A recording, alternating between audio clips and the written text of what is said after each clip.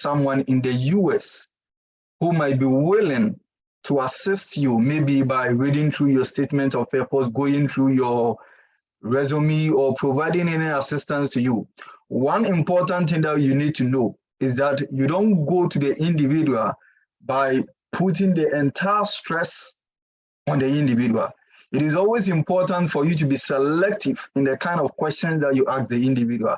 It is always important to also make an effort on your side. There are some instances where some of the questions that we tend to ask people, maybe the person is already in the United States and you end up asking a particular question. Some of the questions, there are instances where if you Google online, it is so easy for you to come by the answer. At times you can go ahead and Google, then after Googling, searching online, you can then go ahead to the person and then seek for further clarification. It shows the individual that you are proactive, not just the individual who is a Ghanaian in the US that you've been contacting, but even when it comes to contacting a professor, contacting a graduate coordinator and other individuals, it also shows how proactive that you are as an individual. You don't go to them by trying to pour onto them all your stress, your anxiety, and almost everything. It is always important for you to try to run a search on the various websites, run a search on Google and other platforms, and then following that, you can then go ahead and then bring on board any further questions that you have, which you believe you need further clarification. And so that's one important takeaway that I picked from what Brother Ebenezer shared. And this is something which is important that you really need to focus on. And so there are times that you might contact a brother or a sister in the US, asking questions and others. You may be thinking that the person is not ready to assist you. It is not necessarily because the person is not ready to assist you, but maybe because of your questioning pattern. That is why the person is not ready to assist you. If I use myself as a typical example, one thing that I dislike is like people who will test you on WhatsApp and be like, hi, as the first test. And then the second test will be like, how are you doing? And then another one will be a third test. After replying, will be, how is school?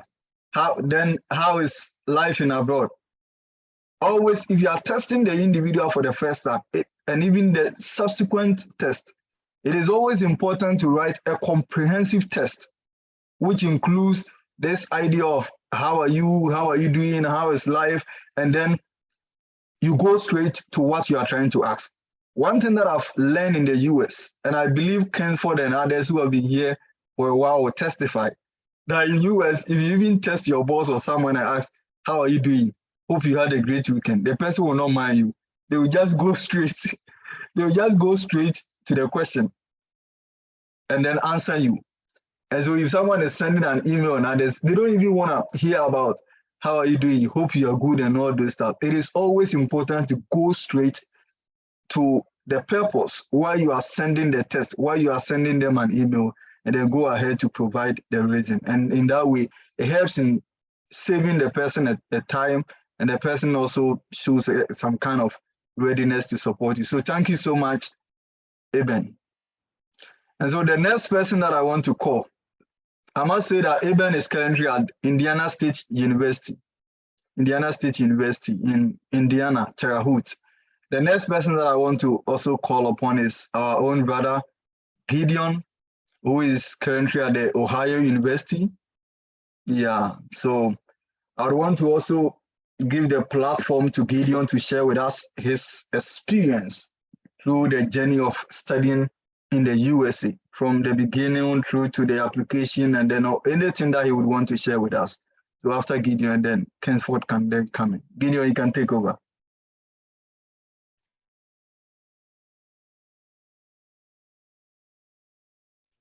All right, thank you very much. Sorry, I can't use my screen for now. But please, can you hear me? Yes, please. Yeah, you are loud and clear. All right. Okay, so thank you very much for the opportunity. I have two things to share. One thing being that it's a great opportunity for us to learn and also see how best we can also support others. And I think 21st century, the youth that are coming up are trying as much as they can to provide opportunities for others also to sail through. I will say this, that no matter whatever happens, if you have the desire to study abroad, if it's going to take you 5, 10 years, you still have to work towards it. I'm basing this on what happened last year when I started the main application to schools in the US. 2018, 2019, I was dealing with UK schools until later when we were being given a better direction as to how things work out in the United States. So I would say never give up. A reason being that last year when I was applying to the schools, I had one school, the professor was forthcoming. I sent him emails and all the documents, and he agreed to it. But last minute, he was like, he won't be able to do this, and it was serious, and I nearly gave up. But then a colleague friend told me I should go ahead. And when I did that to Ohio, the call came through. So first, never give up. That's what I would say. No matter what, if you try this year or next year and it doesn't go the way you want it, you still have to push hard. You still have to push hard. And then the second thing that I'll touch on is that you also have a number of people also trying to do these application stuff. You can get in touch with them. So in my case, I also had colleagues. We had our WhatsApp group, and we had days that we also reviewed our document and SOPs and all that. So we do that. The next thing is to do the review and see how best we can also do that, and even pay application fee for among ourselves. So you need the support of others. Know those you can contact and those who can assist you. Very important. Very important. And as senior man said, once you get here, you have a lot to do. And at times we are unable to attend to all messages we do receive. All messages we do receive, and it becomes really difficult. But even within the group, you can get maybe those who may be applying to the same program that you may also be applying to. You can get in touch with them. Okay, so I have this, because like I said, what we're doing now is that when you succeed, we also succeed. And that's the bigger thing. So let's work out, reach out to those who can assist you or support you. And then, as the gentleman said, when sending emails and whatsoever, just go straight for it. Just know what you want to send to the person. And even if you want to contact anybody for assistance.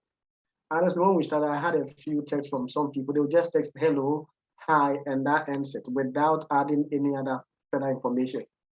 We don't have much time, but please, there's an investment, and paying of application fee, just prepare your pockets. Last year, November, December, I used all my salaries to pay for application fee, and chairman can bear me witness. When I even go in touch with him, if he could get someone to pay for me, but I had to do that. So please, it's an investment.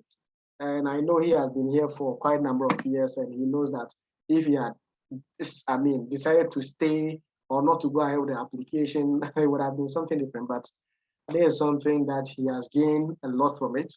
And I know that let's invest in it and see how things will work out. Thank you very much. Thank you so much. Thank you so much, our brother Gideon. And so a takeaway also from Gideon's side. That when it comes to application to study abroad, it is an investment. It is an investment. An investment similar to whichever investment type that you want to equate it to. Being it buying gold and selling, buying diamond and selling, or maybe investing in Bitcoin and others, any other form of investment that you would like to do. Studying abroad application is also an aspect of investment. Why am I saying it's an aspect of investment? If I want to use myself as an example, when I was coming to the US, I was thinking about two things. One was to make little money, and then two was to get at least my PhD. I do not know the background that some of us may be coming from, but if I'm using myself as a case, I knew that I was coming from a background where financially things were not in the best position. And so I also knew that if I decide to stay in Ghana, the possibility of me getting even my master's done was slim. Because when I was doing my bachelor's degree, I had went for student loan. And even after completing and finishing my national service, I was still struggling to pay for the student loan. And so I decided to come to the US to get my master's done and at least get my PhD done. And I had the hope or the belief that even if I'm able to get my master's done and then get my PhD done within a space of 6 years, at worst case, if I decide to return to Ghana, at worst case, I can be in the position of getting a better job to do in Ghana with a credential as a PhD holder. And not just that, when I came to the US, within my first 3 months, I told myself that even if at worst case, I decide that I'm returning back to Ghana, I want to save more money so that after my PhD, I will become a doctor. And even after becoming a doctor, in a worst case, if I decide to return to Ghana, if I'm able to save money, I can go ahead and buy 5 to 10 cars and I use them as a transport business. That was what I began thinking about. That in a worst case, if I decide not to even stay in the US. And so even as we continue to throw in applications, there are instances where we can get the application waiver. One thing about the application waiver is that at times it delays. And so some of the institutions, their application waivers may not come on time, even though their deadline for financial consideration might be in October or November or maybe 1st of December or maybe latter part of December. But because you need it, because you would like to come, you need to invest. Financially, you need to invest. At times you may have little money, and because of the dollar to CD rate, if you are paying like $60, $75 and others, I know that it's really going to drain you. But for the past days, I've had the opportunity to communicate with a couple of individuals who were able to send an email to the various institutions. And because they sent email to them requesting that we are coming from Ghana and we would like to inquire from the graduate school or from the department if there is a possibility for the application fee to be waived for us. And some of these individuals, the application fee has been waived for them. And so you can also use a similar channel. But in a worst case, even if they decide not to waive it for you, remember that this is a good investment, something that if you invest in it, it's going to bear much fruit for you. And so you might decide to apply for 4 schools or 3 schools or 5 schools, and then end up being the individual to pay. But remember that if you come to the US, at least, even after all your expenses, you can still be in a position of getting something little out of your stipend to cater for some of these finances. And there are people who even at the end of the year, they are able to file their tax, and then the tax return alone can give them like $1,000 or $2,000 or $1,500. And that alone, if you convert it and then you try to draw a comparison with the amount of money that you spent back in Ghana, you can see that there is a wide gap. And so that's something important that we need to also learn and appreciate, that doing this thing is an investment. Financially, you need to invest. And then time as another aspect of investment, as Ebenezer and also Gideon echoed, this is time demanding. It takes more time in researching, time in working, drafting your statement of purpose and others. If you think that these are services that may be too demanding for you, there are various individuals who offer various services. I know that Kingsford has also opened a service like that where he renders different services. You can also get in touch with Kingsford. You can get in touch with Gideon or any other individual, and they will be ready to provide the support at the least cost or the highest cost to you. This is an investment that I believe that you will never regret. Now let's look at the dollar to the CD rate. You can imagine that even if at the end of the month, after paying your rent and everything, if you are able to even save $100, that is now 1,000 cedis in Ghana currency. I'm sorry if there are other individuals from other countries. I'm more attuned to Ghanaian context. That's why I keep citing Ghana as a case. So let's assume that every month you are able to save 100 cedis. That is equivalent to $100. That's equivalent to 1,000 cedis. as of today. Now, irrespective of where you are coming from, some of us may be the breadwinners of our family. And so at the end of the month, if you decide that you are sending $20 home, that's $200. If you decide that you are sending $30 home, that's $300, which can cater for a couple of expenses. There are times that I think about the pattern that I chose as an individual who specializes in the field of education with the hope of becoming a teacher. And I'm like, if I stayed in Ghana and being a teacher, maybe I may be earning like 2,000 cedis a month. 2,000 cedis today, that is equivalent to $200 a month.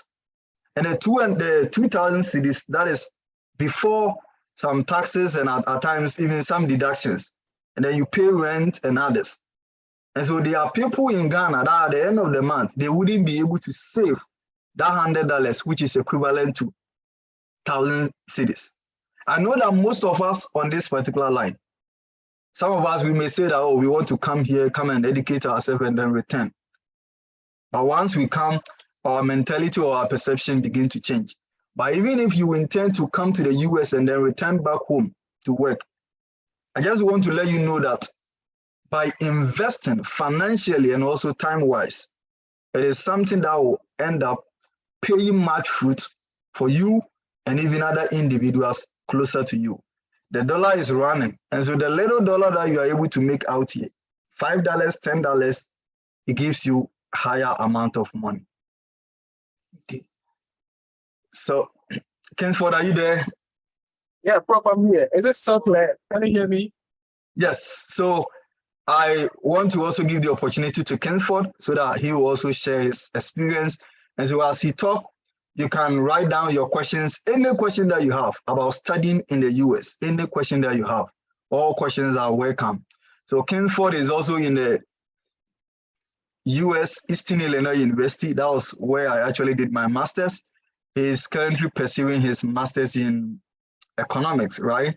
He has a YouTube channel, and so this is an area that he's specialized in it, sharing various YouTube videos and other links as well. So, Kingsford, you can take over and let us hear from your end as well. Yeah, Prof, thank you for the opportunity, and I'm glad to join such a wonderful platform. I mean, so meeting to share this insight with you. But first, I want to just commend all those prospective applicants that this is a good, step, or a step in the right direction for them to join such sections, listening to people who have made it to the other side. And I think that is very commendable. So I'm glad you made it to this meeting. Now, they've shared insights on investment, it being an investment. They've shared insights on it, also current time, and also asking questions. I put it this way: ask questions that is outside the niche of Google search. These are all good, issues they've tackled. Now, since it's an open forum, I want to just tackle on one thing. It's been a long journey. I was privileged to come right after my national service. So one thing that I learned from my process is that believe in yourself and believe in the information you are reading. Don't think there is a special information out there that is outside the niche of the university's department. Believe in what you have seen on the website and believe in what you have and what you are doing. Then the God factor 2 will come in. I would say that pray into it as well. It is not a part of it. It should be your main thing. That is, if you have a higher being, that I recommend that you really trust, in that aspect too. So since it's an open forum, I wouldn't want to touch on any other specific issues, since we've already talked about application fee waiver. We've talked about investments. With a fee waiver, what I would say before I close it up, it's good you get fee waiver, but as an economist, I don't believe in free lunch. Whenever there is application fee waiver, one thing I've learned, and speaking with graduate coordinators, is that it increases the pool of applicants. And as the pool of applicants increases, sincerely speaking, the competition becomes worse or becomes serious. If the average, let's say average GP for funding was 3.2, as the pool of applicants increases, trust me, it will increase to probably 3.5. So I'm not saying don't go for free waiver. People had free waivers, they had free fund, it works. But just I'm just giving you the other flip side of the whole situation. So do your set very well. I mean, let's say 3 schools, you're ready to invest, 3 other schools, you're ready to, seek for a waiver. That makes sense. So that's what I would say about the fee waiver. And also to re-emphasize, believe in yourself. Don't think that we are special beings. No, we are not special beings. I just did what I could, and coming from University of Education, Winneba, we weren't that exposed to these opportunities. So whilst I was doing these things, this process, my colleague TS didn't believe in me. They were just saying that, hey, I'm sorry to say, in our local dialect, I feel I'm for and I was just going on. I wasn't having any support system, as my other colleague just said. I didn't have it. I was just believing in myself that this is information I'm having. I'm going all out, and my ignorance in some other aspects worked for me. And when I got here, they were all asking me, Winneba, how did you get here? And I said, I really believed in myself, and by God's grace, I'm where I am now. So I will end it here, and I will allow you guys to ask your questions, and we'll be touching on it, as we journey on in this conversation. So thank you, Sinabwachi, thank you, Godwin, and Snagidan, and I'm glad to be here with you. Yeah. Thanks so much, Kingsford. So believe in yourself. Believe in yourself. And so as Kingsford was saying, when you come to the US, most instances, when you talk to people, they are either from Tech, mostly Tech and UCC, and then another few individuals from Legon. He's actually the first person that I heard that he's from Winneba.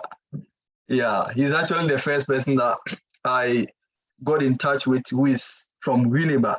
I know that most of them are not, but when it comes to UCC Tech, most individuals here are from UCC, most individuals from Tech, and then few also from Legon. So as he rightly pointed out, you need to believe in yourself. You need to believe in yourself. There is a friend of mine that I added to the study abroad page. He's currently in Canada. I just sent him a text, hoping that he can get the opportunity and also come on the line and then share his experience. I'm waiting for his reply. He started this journey for over 3 years ago. I was actually his TA when I was in UCC. He applied to US schools, he didn't get any. So usually he get the admission, but he never received funding. And then the following year he tried again. The following year he tried again. And then this year he tried again for US and also Canada. And then God being so good for him, he got a full funding for a Canadian university. And then the US one, he had admission again, but he was given a partial funding. And whenever I'm speaking about issue about believing in yourself, I always think about him. Whenever I'm talking about issues connected to consistency, persistency, persevering, I always think about him. It is a journey that is super difficult, but if only you can believe in yourself. There are certain instances where at times you might have shared your CGPA with people, but some individuals might tell you that, oh, I think this one is going to be difficult. But if you think and believe that you have that power and also believe in yourself, you can go ahead and also throw in some application.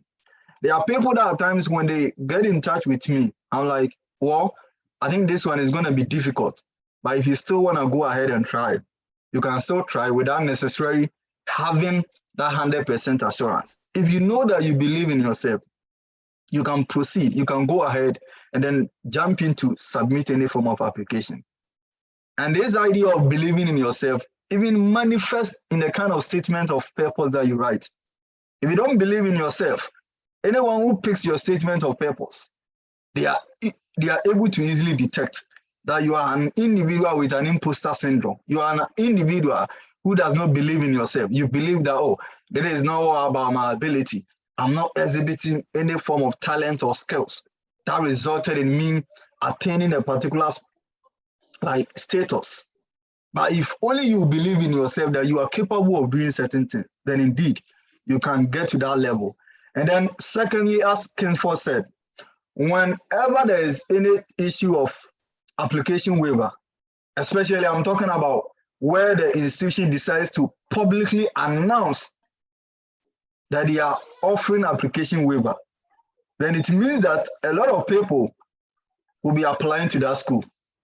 That's a bit different from an instance where the school is not offering application waiver, but you send a direct email to the school and they decided to waive it for you alone. But in an instance where the school is offering application waiver to almost every individual who applies, it means that a lot of people will be submitting applications.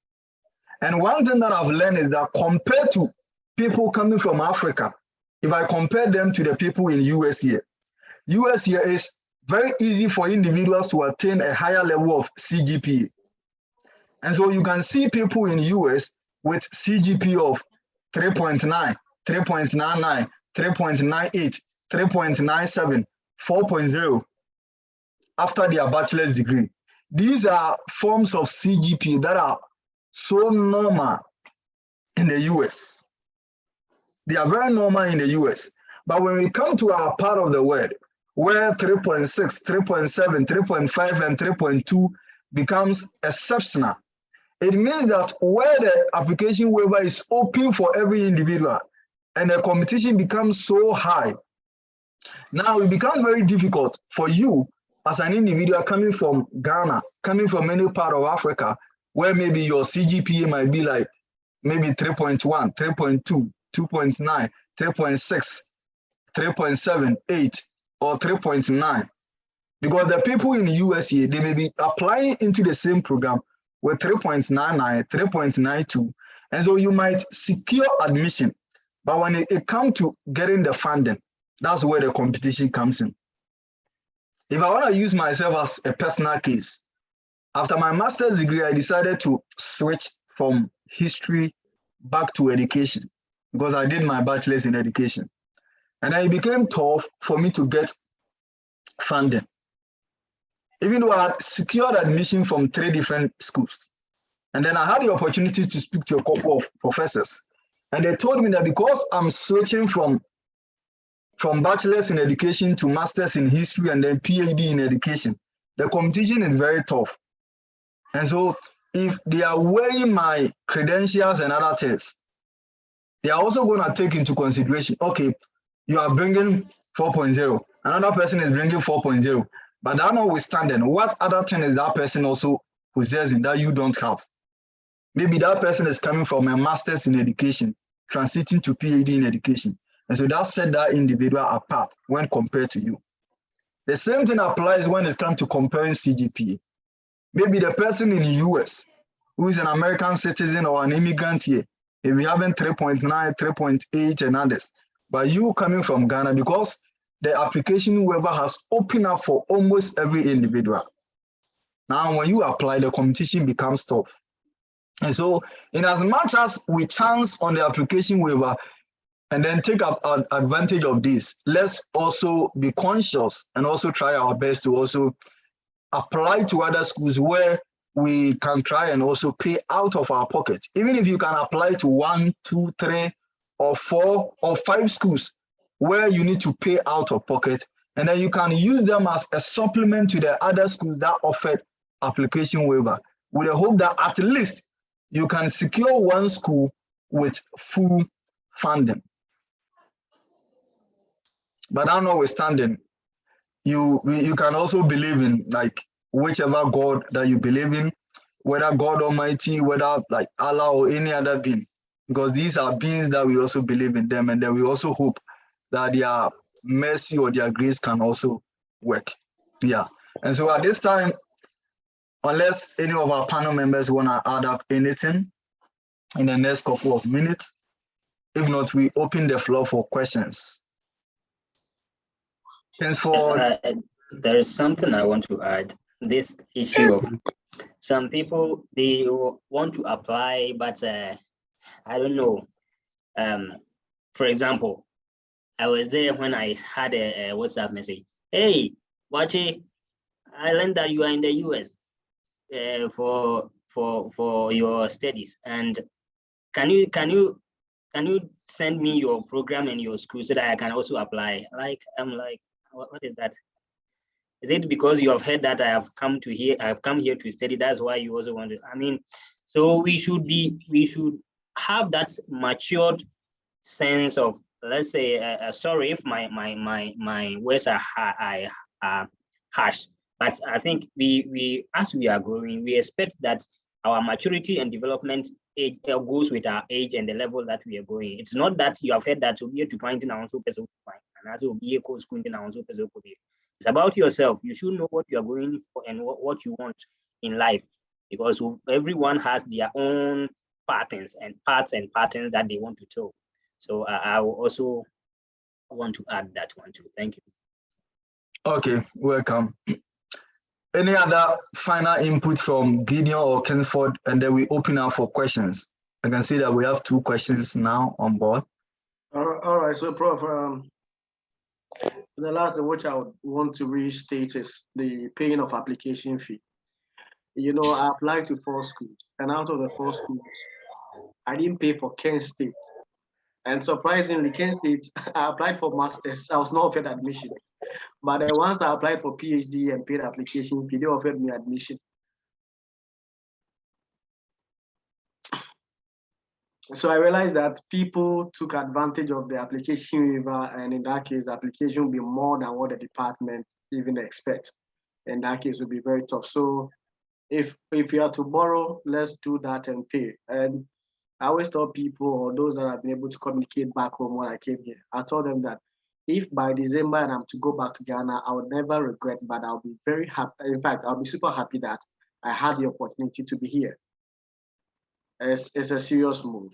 So guys, if you want to move, and you see, as Prof said, it's one thing that when you're in Ghana and per the job or the work you're doing, you can just see.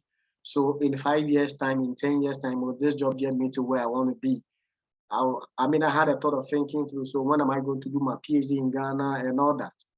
And you sit and goes like, no, don't feel so much comfortable. And I must say that there are some of us, probably the job you're doing in Ghana will be cool. Maybe you're taking 2,000, 3,000 Ghana cedis. But if you also tend to think about doing an investment and how long would that take you, there's an opportunity you have to move.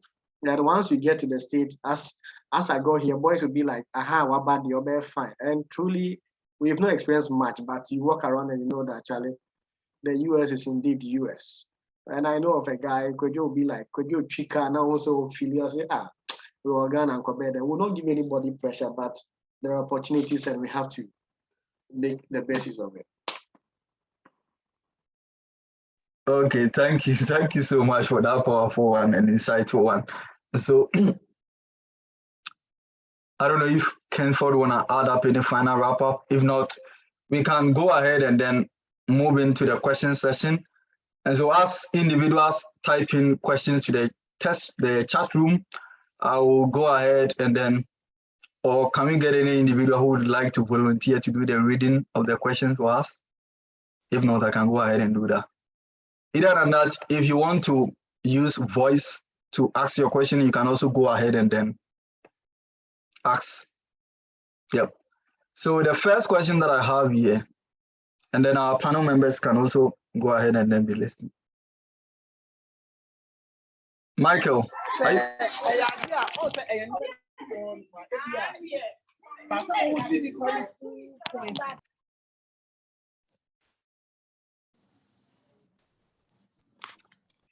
Michael, are you hoping to ask a question? Yes, please.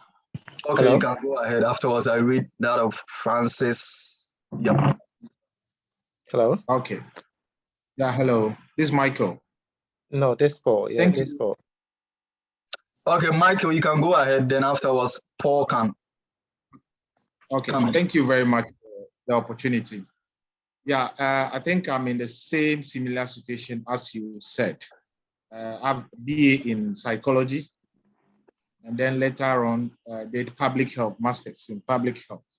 But at this time, I've lost interest in the public health program. And I'm thinking of getting a PhD or doing another master's. But the challenge has been that the undergrad, the GPA is not good. That is second class lower. But with the master's, the GPA is good. That's a 3.63, must say. So now, if I had to switch to a different program. I'm looking at energy and sustainability, something like that, or more into IT. How am I going to do it? Is there any chance for me to get funding, because it will be difficult to support this or do it all by myself? Thank you very much. Okay, thank you so much, Michael. And so our panel members can jump on and then help us with their input.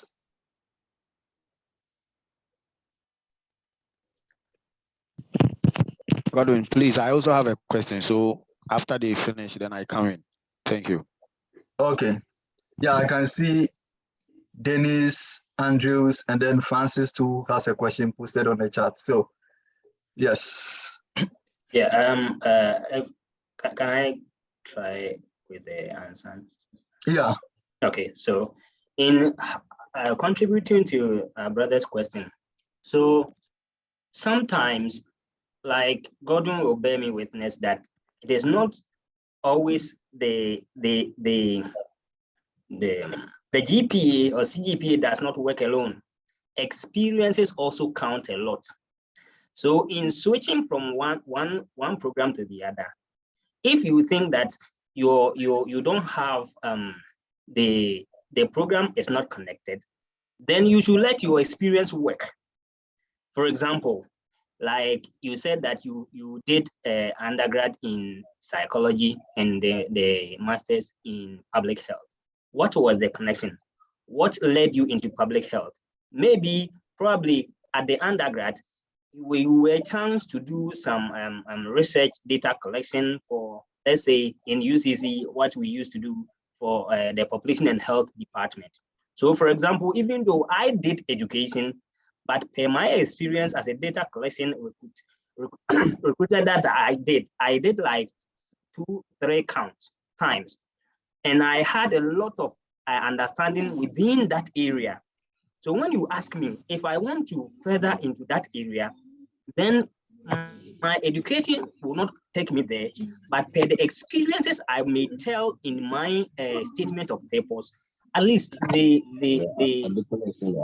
admission committee will see that I have gained this interest, not based on anything, not that I've heard about it that maybe is lucrative, but per a certain experience I got, I realized that some youth in Ghana lack basic understanding in some maybe the usage of contraceptives and whatever per my interest. So your interest should also count.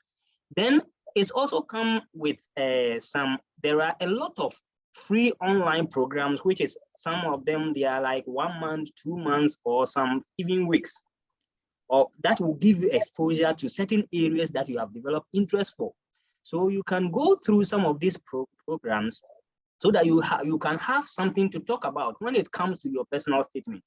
So most of the time, me personally, I also didn't have even with my undergrad. Godwin knows that I had a 2.9 CGPA from UCC. He was my mate at UCC. But I applied to PhD programs, I got them. I got the admission. I applied to masters, I got the admission. I got full funding, and I'm here. Not based on the fact that I came with CGPA, even though I qualified, but my experiences counted most. And per the interview that I did for my GA, graduate assistantship, I was on top of issues. These are the things that count.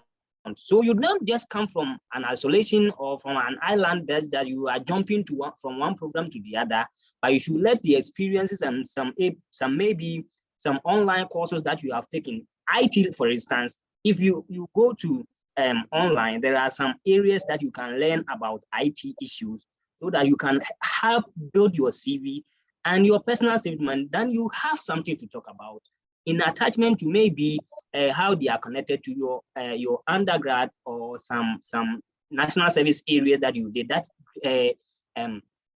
brought up your interest in the IT. So you should have that. That is what I can say about that. That's a deep one.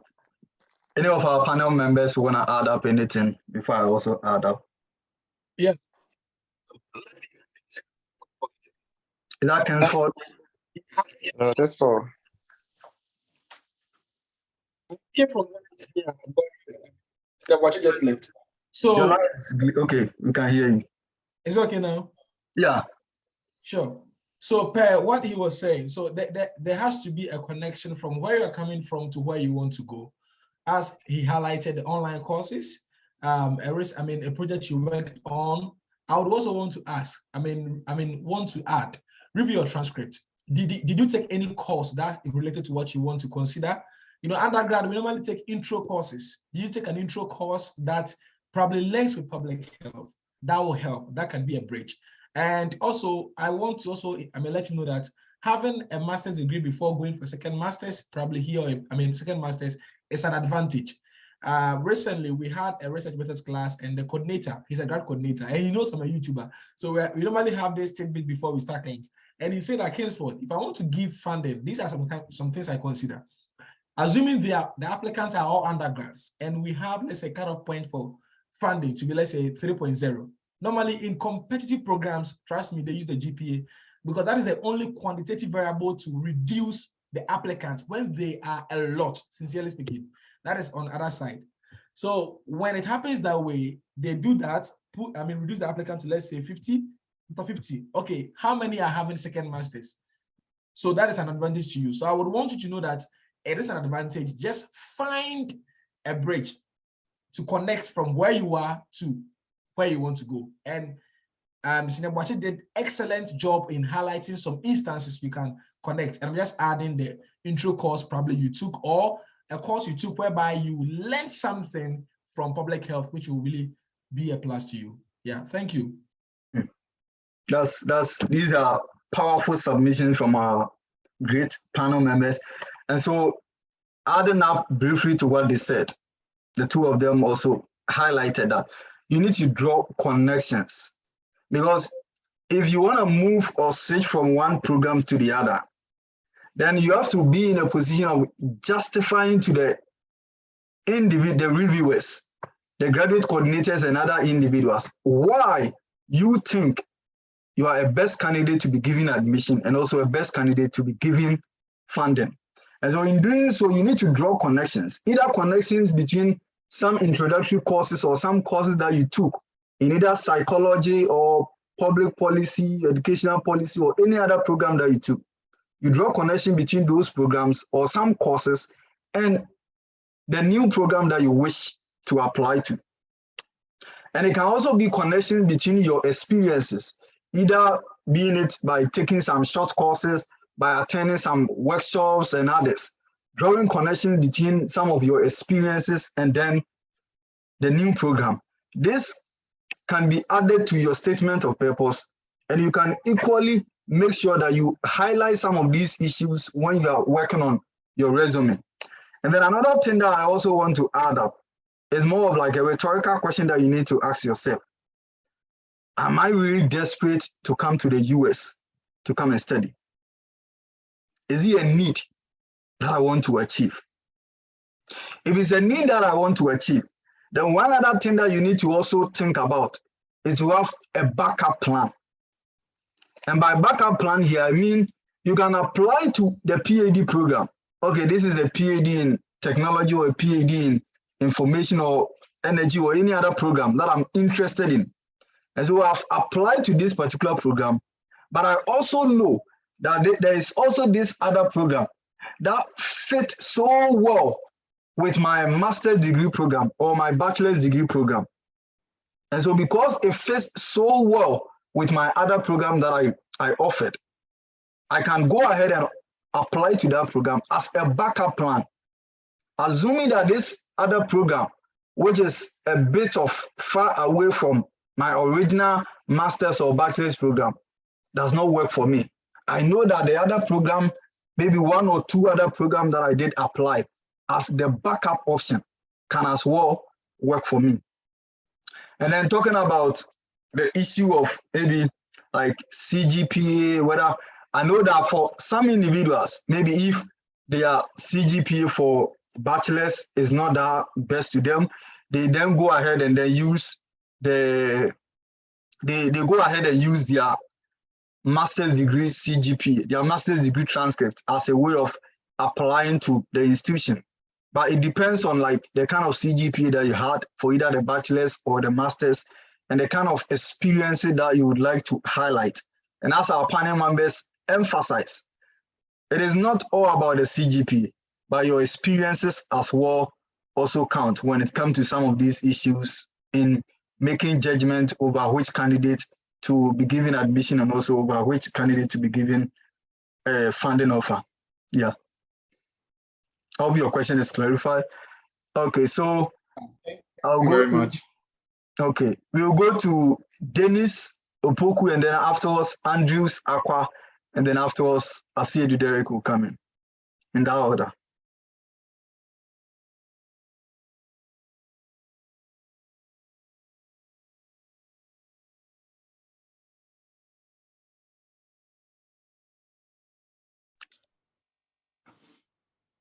Hello.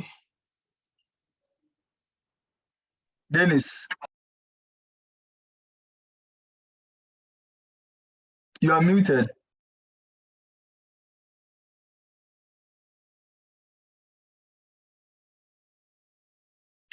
You are muted. Can you please unmute?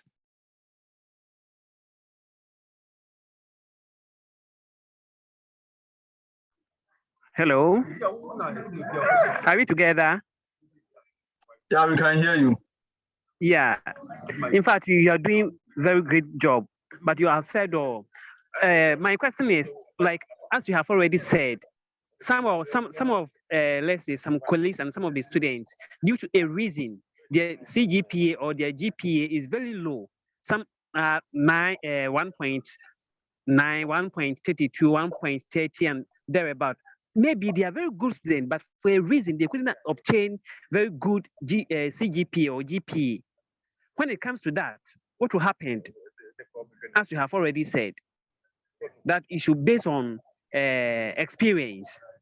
But I don't know, maybe third class passes and those stuff. Can they have admission into various programs that they want to offer? So, Sia Godwin, let me. Yeah, you can come in, Kingsford. Dennis, Yeah. Dennis, Yes, sir. Please be specific. Which range are you talking about? Be specific. I said, if someone obtains, let's say, third class or pass in his or her during his graduation, can that person? We want to deal with issues. We want to help you here. So are you saying that you had this so that we know how to deal with it? Like, we don't want to work on assumptions. Please, I'm not right. Yes. Hello. Yes, sir. Yes. Yeah. So let me come in. Don't worry. So Okay. I assisted someone with a second class lower from King University. Personally, I met a guy who had second class lower. I looked at his results and I said, okay, there's still a chance. And first of all, to be frank with you, the best solution that I know, my other colleagues may have something different, is for that applicant to defend or to prove to the admissions committee that this is what happened and this is what I had this grade, and then give us a proof. The proof is your GRE.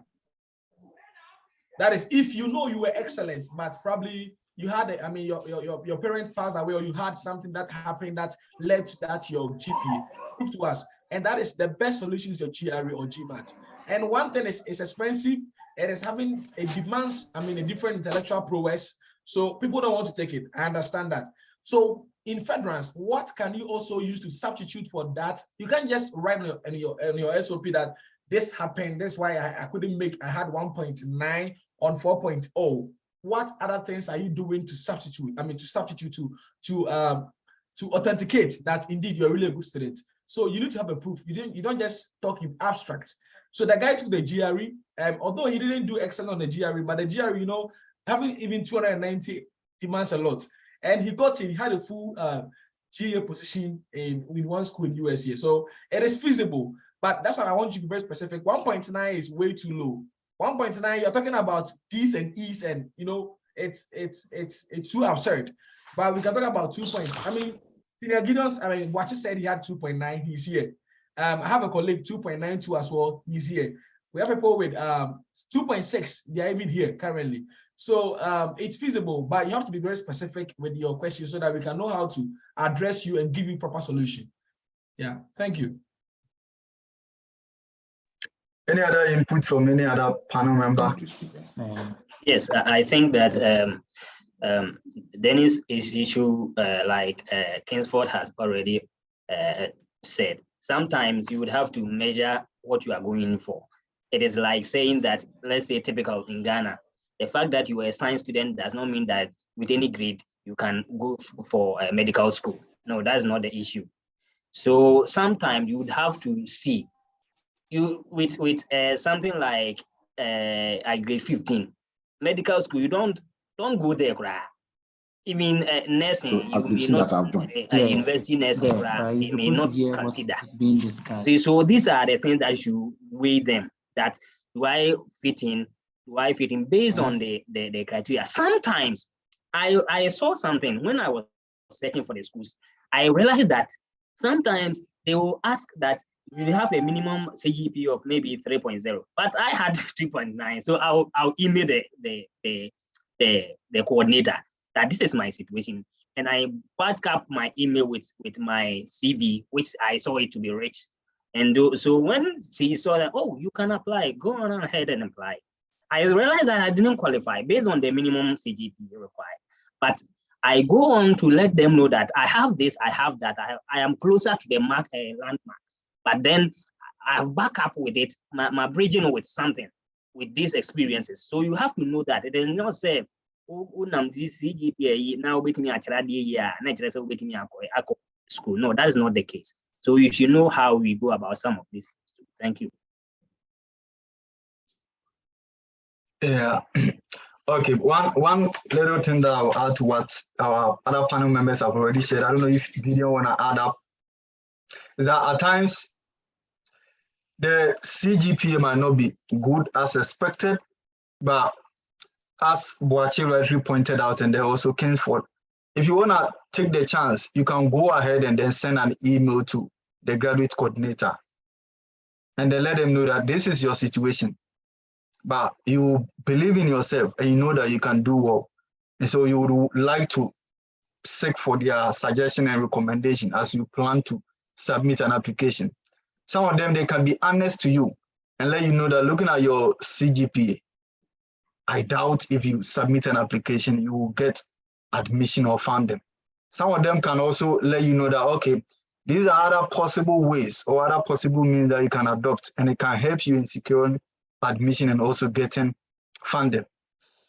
And then beyond this, if you know that you have a CGPA that is low and you still want to go ahead and then apply, another way, as Kingsford also pointed out, how to do the further. There are some who go ahead and write the GRE, even though there are other educationists who also justify that the GRE, which is a one-sitting exams, does not really justify the academic performance or successes of an individual.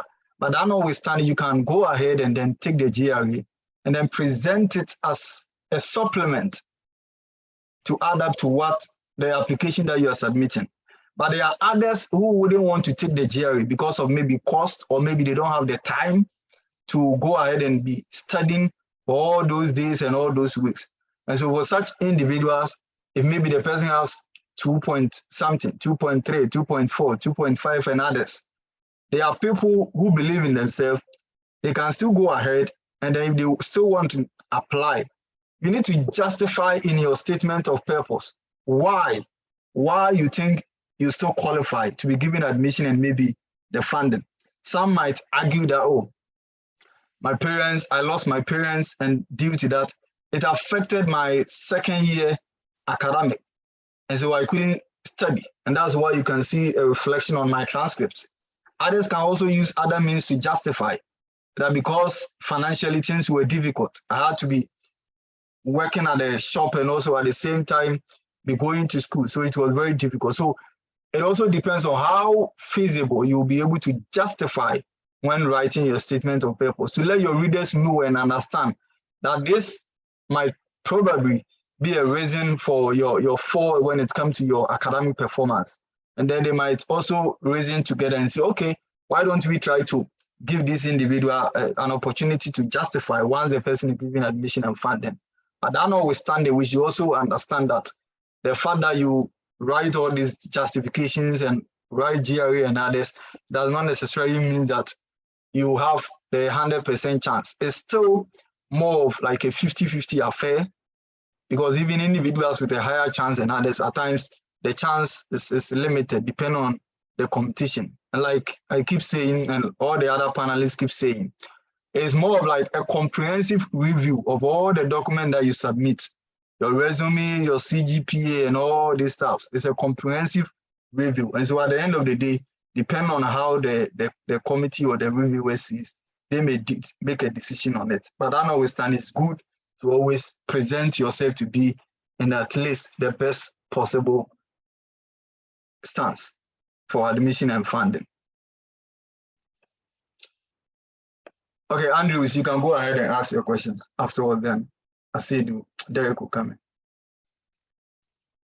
Andrews. All right. Thank you very much. And once again, good evening to you all. Let me take this opportunity to thank Godwin, my own brother, Ebenezer Kwame Boachi, and all the gentlemen who are on this platform, especially those of you out there who have given us this opportunity to learn from you. I would want to ask this question by saying that currently, as I'm speaking to you now, gentlemen, I got this opportunity in the US, and my own brother Sabat will bear me witness. Yes, we visited the embassy a couple of times. I think for twice I was denied the visa.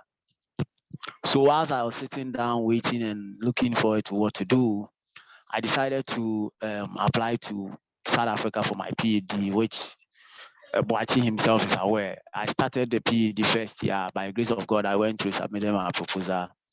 Then I used that as an opportunity to come to the University of Education, Winneba. When I came in, my mentor advised that, okay, so since I'm here, why don't I transfer my program to UCC? And that is where I am now reading the PhD. But my mentor has also been encouraging me to make sure that I create or I get opportunities, or I search for opportunities to get international conferences to attend. And I'm thinking that, of course, if I should also get that opportunity to at least attend international conferences to help, because right now what is happening is that I'm kind of confused as to what to do, whether to forgo my work here and follow the whole process with all my time and with all my might and get it, because I strongly believe that, yes, if I'm going to follow it strictly just like all of you have done, it's going to work for me. And as it stands now, my work here is that I'm on probation for 2 years as a research fellow. And so maybe it is after the 2 years that I'll be confirmed. And so I'm a little bit confused, even though I have written to the school, the same school, but is Indiana State University, to make sure that they defer my program, that is to 2024. I spoke to my academic advisor, Dr. Larry Tinnerman, and then he even advised that I do that. So now the way forward is that, do you think, or do you people think it is feasible for me, or it is okay for me to wait here now, and then after the 2 years, when I'm confirmed, then I can move on? What do you think? I need some advice and some good let me say, I need some good advice as to the best thing to do now, even though I've taken some steps, but I still need some good advices and good counsels. Thank you. Okay, thanks so much, Andrew. So our panel members, any of you can jump in and then provide your thought on that.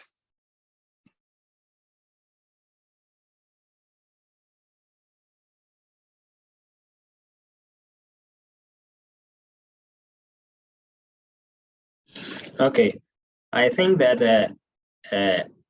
Andrew, for the issue, like we are all aware that this is what was going on. And like you and I was also at the college level, and I was also on probation for 2 years. But then as I was doing my college duties, I was still doing the application things. So it was just a multitask issue. At the same time, I will go to and do my Galamsey data research data collection thing. I was doing all these things together. So it's not when you are on probation like this, it does not mean that you are confined there.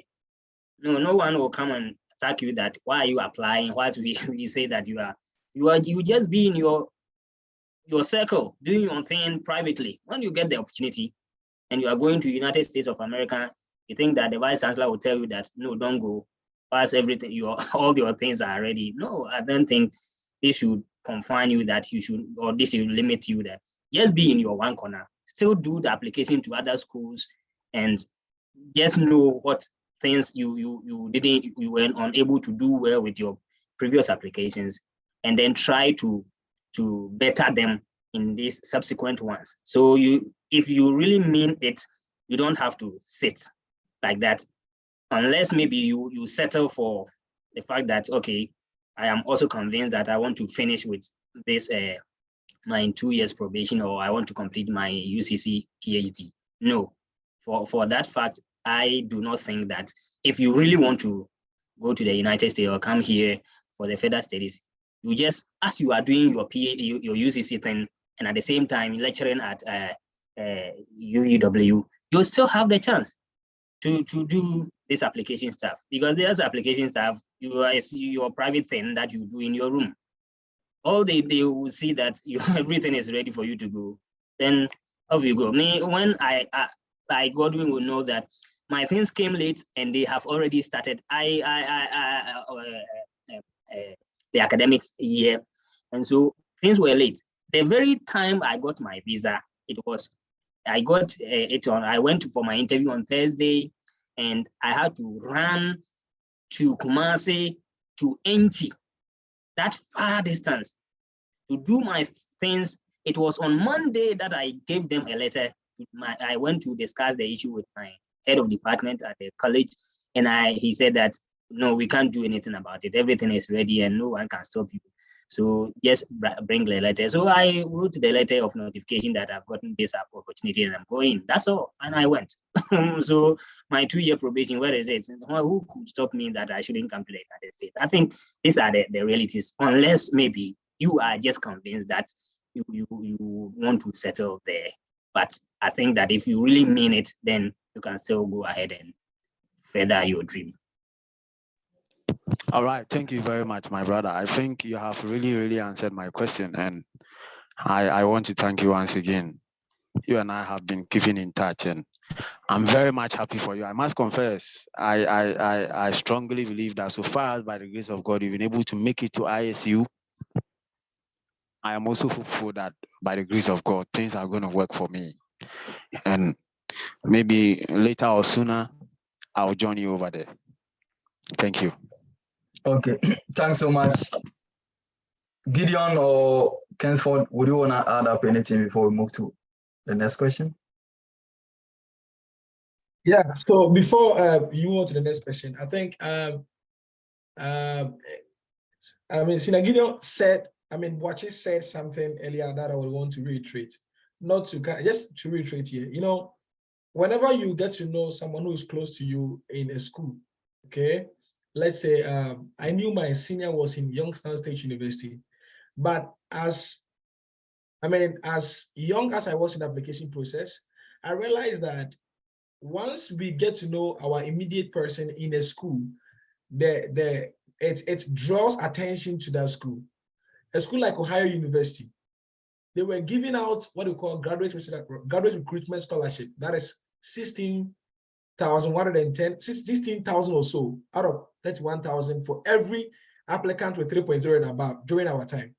Now, when people got to know that, oh, we have UCC people here, UW people here, they're all throwing application to their school, neglecting that we have 50 states in the US, from Alabama to Wyoming.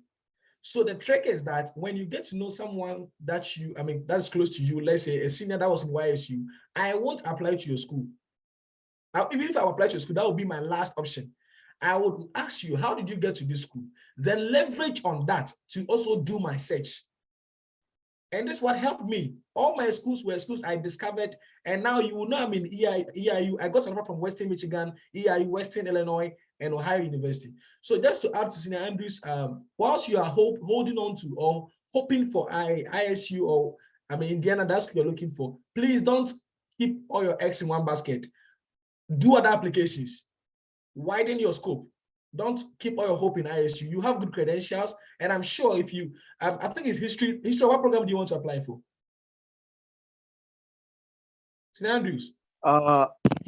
My area is curriculum and instruction, and that was exactly the very program I got. If you're looking for this program, trust me, you shouldn't struggle at all. You shouldn't struggle. Like, sorry, Kingsford, are you the one from Winneba? Yeah, I'm the one from Winneba. Yeah. Please, after the call, do send me a message so that I can keep in touch with you as well, okay? Sure. Yeah. Because you told me that you've set up something like a consultation or something in here, right? Yes. I mean, let me finish it. So, with curriculum and instruction, please, you shouldn't struggle. That is a very hot cake course here. They follow that course and educational leadership, administration. So if you should take your time and widen your scope, narrow your search to 5 schools more, add to ISU, please, you will be in US next year. That is if you really work. Yeah, that's what I want to add. So we can link up later and we talk. Thank you. Yeah. So please, afterward, just send me a message. I will send my number on the chat box. Okay. Okay. Thank you very much. Thank you very much. Gideon, you want to add up? Yeah, so like our panel members indicated, you never have to give up. And so even though you might have deferred to the following year, but I always advise people that you can still go ahead and then submit other applications as well. I'm currently also doing my PhD in curriculum and instruction as well. And I know that that's a program that we have so many schools in the US where there are a lot of schools in the US with a similar program. Even though I know that when it comes to the field of education, getting funding is not as easy as compared to maybe other programs like history and others. But that notwithstanding, this is a program that there are a lot of schools in the US with a similar program that offers admission and also funding to so many individuals. And so even as you wait, you can still go ahead and then submit an application to other institutions that has a similar program as well, where you are assured of any funding opportunities as well. So keep exploring, never give up, keep exploring. Yeah. So we can take the next question from. Thank you very, very, very much. Derek. Yes, sir. Good evening, and thank you to everyone. I hope I'm clear. Hello.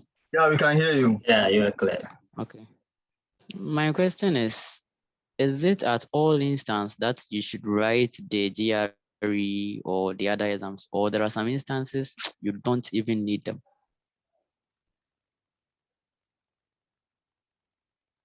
Hello.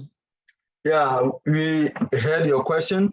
So our panel members, Gideon, Eben, Kingsford. Yeah, I think yeah, so this is like how do you call it? It's a household question that they've been asking. As whether it's GRE or not depends on the search you are doing on the program that you want to apply to. Assuming you want to do a PhD in economics, please, you can't run away from GRE. Regardless, you take the GRE exam. So right now, a lot of schools are waiving the GRE. So if you don't want to take it, I would say it is feasible. So it is not all instances that you need to take the GRE. That's what I would say. So even if they have the GRE score there and you are really much, into that school, you can write to them, probably let them know your quant or whatever background that you are having to substitute in lieu for the GRE waiver. So it is not all instances. Let me repeat that. Now you need to take the GRE. So just do your research. And I didn't take the GRE or GMAT, no IELTS, TS or TOEFL, and I'm here. So that is as simple as that. I don't know if they will, I mean, my seniors have something to say. Yeah. Yeah, and so to add up to what Kenfo said, mostly it depends on the kind of program that you want to apply. I know that in most cases, the programs in the sciences, and then the business program, most of them have the requirement of either maybe GRE, GMAT, and the others. But that notwithstanding, there are instances where you also need to explore on the school's website in order to ascertain as to whether the program that you are applying to requires the particular exam that you are thinking about or not. There are times that you might, based on assumption, to make a conclusion. Meanwhile, when you go to the school's website, they wouldn't indicate the GRE or any other exams as a requirement. But if you are in the humanities and the other programs, some of these programs, depending on the school as well, they might request for a GRE score. Some other institutions may not request for a GRE score. So it depends on the program that you wish or you are interested in. And at times it's also dependent upon the school that you intend applying to. But above all, it is always important for you to explore on the school's website to ascertain as to whether it is a requirement for the program that you are interested in, given that particular school, or not a requirement. I believe your question has been answered. Maybe you wanted to add up, or? Oh yeah, I mean, in simple terms, please. that I think that Derek, the point is that a school may require GRE for all PhD programs. However, I am just repeating what they have already said in simple terms, that the school may require GRE for all PhD or master's programs. However, a particular program that you are applying for within the same school may not need GRE. They will say that, oh, for PhDs, GREs are required, but for this particular program, you don't need GRE. That is one. Or the school may not necessarily require GRE for the programs, all programs. However, that particular program you are applying to will say that even though GRE is not a requirement for PhD programs or master's program here in the school, but this particular program, you need GRE for it. That's the meaning of what they have said.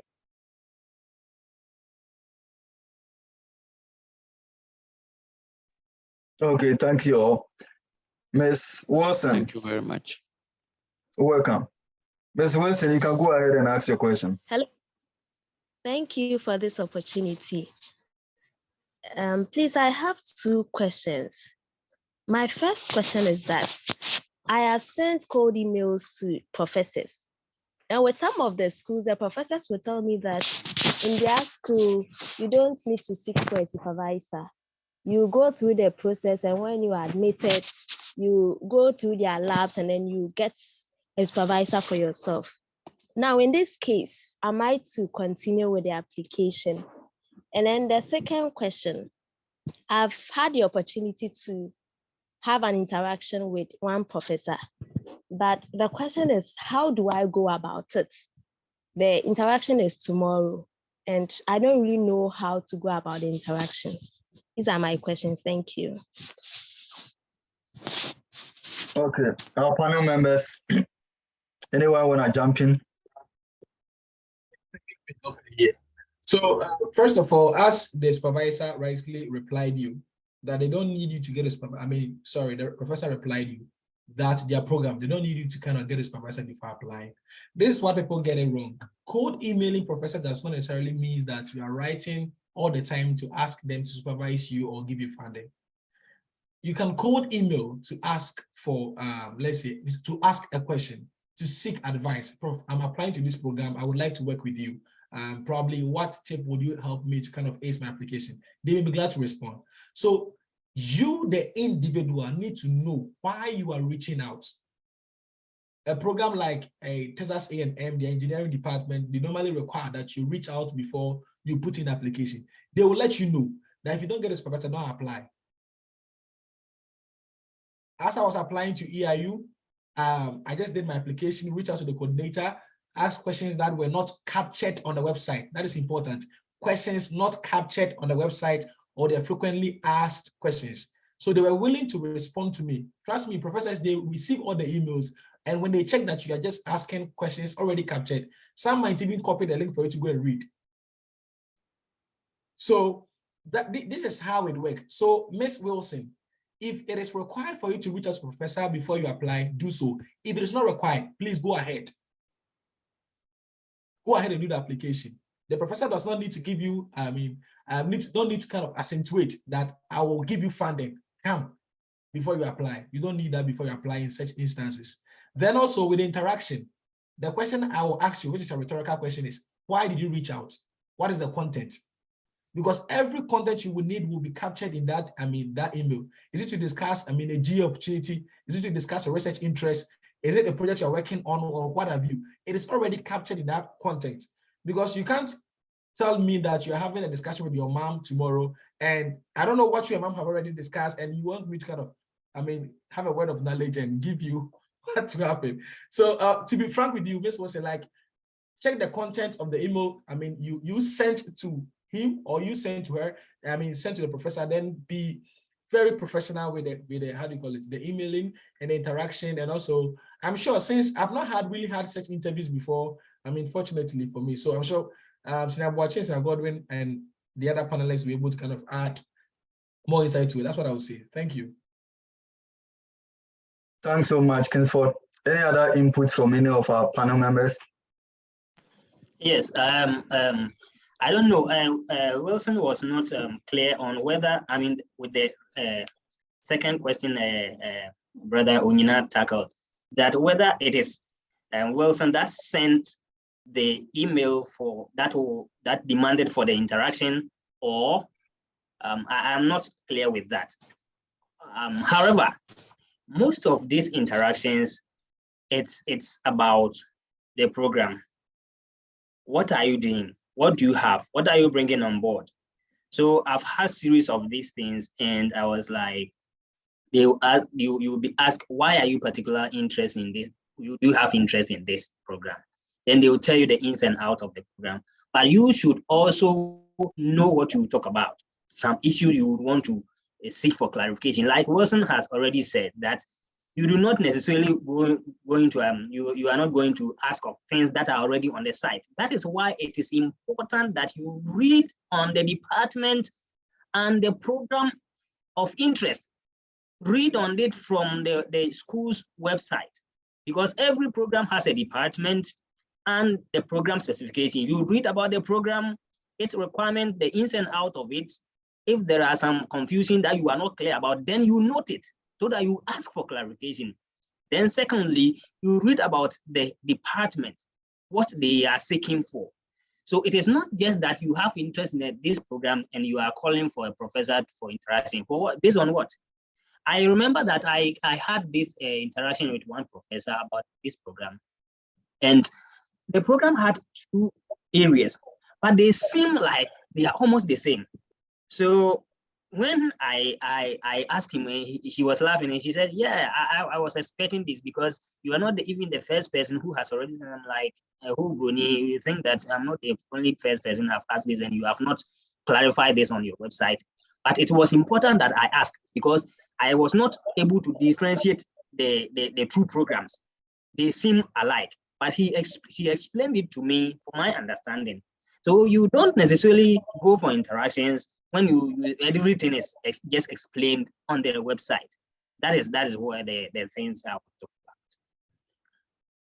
Okay, thank you so much, Eben. And so few things that I want to also tie up as Kingsford and then Eben said. One thing is that you need to go to the school's website, do well to read from the department website, and then abreast yourself with the information over there. You can go ahead and write maybe 2 or 3 thought-provoking questions that maybe once you are done with the discussion, or maybe at the open, if the professor asks you, do you have any question that you would want to ask, you can go ahead and then ask.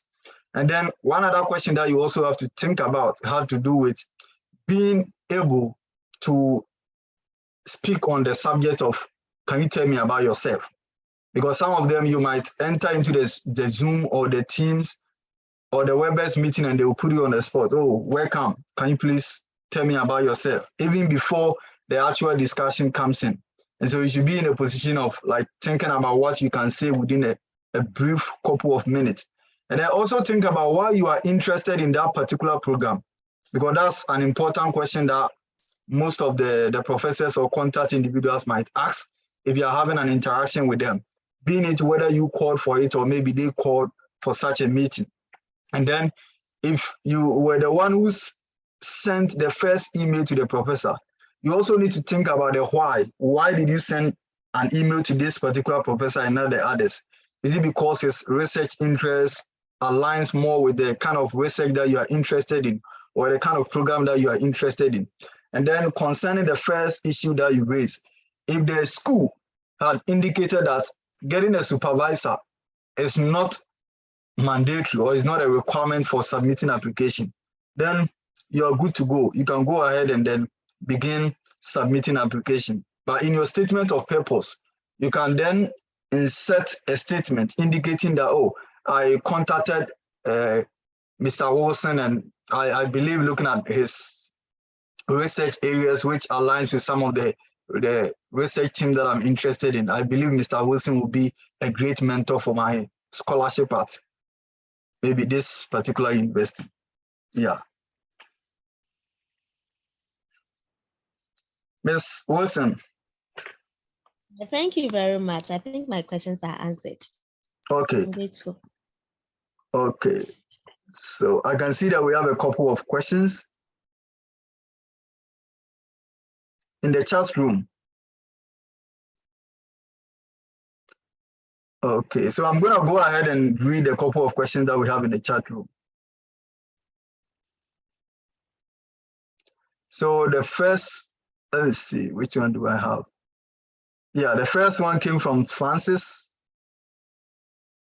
He says, please, I've sent emails to about 10 schools in US concerning funding, but the response is no funding for master's program.